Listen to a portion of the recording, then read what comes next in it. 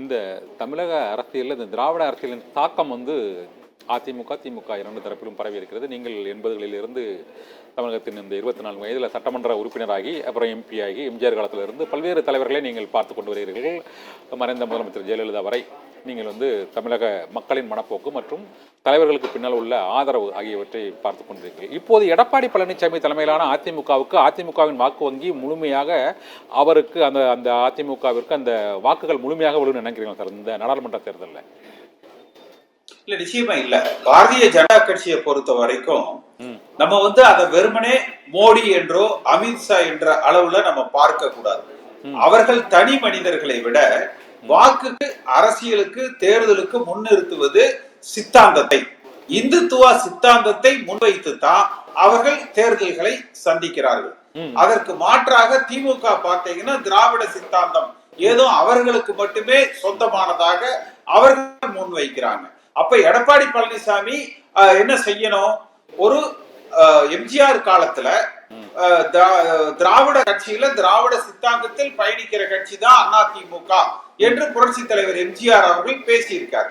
ஜெயலலிதா அம்மா அவர்களுமே திராவிட இயக்கம் அதிமுக என்பதால தான் சமூக நீதி காத்த வீராங்கனை என்றெல்லாம் அவருக்கு பட்டம் கொடுத்தாங்க. அப்ப அந்த ஐடியாலஜிக்கல் பாலிடிக்ஸ், சித்தாந்த ரீதியான அரசியல், கொள்கை ரீதியான அரசியல், அதாவது narrative politics, perception politics, ideological politics, இவைகளை முன்னிறுத்தி நம்ம பாரதிய ஜனதா கட்சியை எதிர்க்கணும். திமுகவை பொறுத்த வரைக்கும் திமுக அதிமுக இரண்டுமே திராவிட கட்சிகளாக இருந்தாலும் கூட திமுகவில் இருக்கிற குடும்ப அரசியல் அதிமுக கிடையாது. திமுக இருக்கக்கூடிய லஞ்சம் ஊழல் அதிமுகவுல இல்ல. அதே போல குறுநில மன்னர்களை போல அந்தந்த மாவட்டங்களில் இருக்கிற அமைச்சர்கள் கட்டுப்பாட்டுல கட்சி இருக்காது. இதெல்லாம் எடப்பாடி பழனிசாமிக்கு முந்தைய காலத்துல அதிமுகவுக்கு இருந்தது. இது போன்ற நிலைகளை நாம் முன்னிறுத்தி வாக்கு கேட்கணும். ஆனா எடப்பாடி பழனிசாமி எதிர்க்க வேண்டியது, இன்றைய அதிமுக எதிர்க்க வேண்டியது பாரதிய ஜனதா கட்சியையும் திமுகவையும் இரண்டையும் எதிர்த்து ஒரு சேர நம்ம களத்துல வெற்றி பெறணும். வெற்றி பெறலாம், அதற்குரிய வாய்ப்புகள் அதிகமாக இருக்கு. இப்ப நீங்க சமீப காலமாக இந்த போதைப் பொருள் பிரச்சனைகள் இருக்குது. அண்ணாமலை பாத்தீங்கன்னா தன்னை ஏதோ உத்தமர் போல அவர் சார்ந்து இருக்கிற பாரதிய ஜனதா கட்சி மிக நேர்மையாக ஆட்சி நடத்துவதை போல பேசுறாரு. இப்ப நீங்க குஜராத்ல பார்த்தீங்கன்னா அந்த போர்ட்ல போதைப் பொருள் பிடிக்கிறாங்க.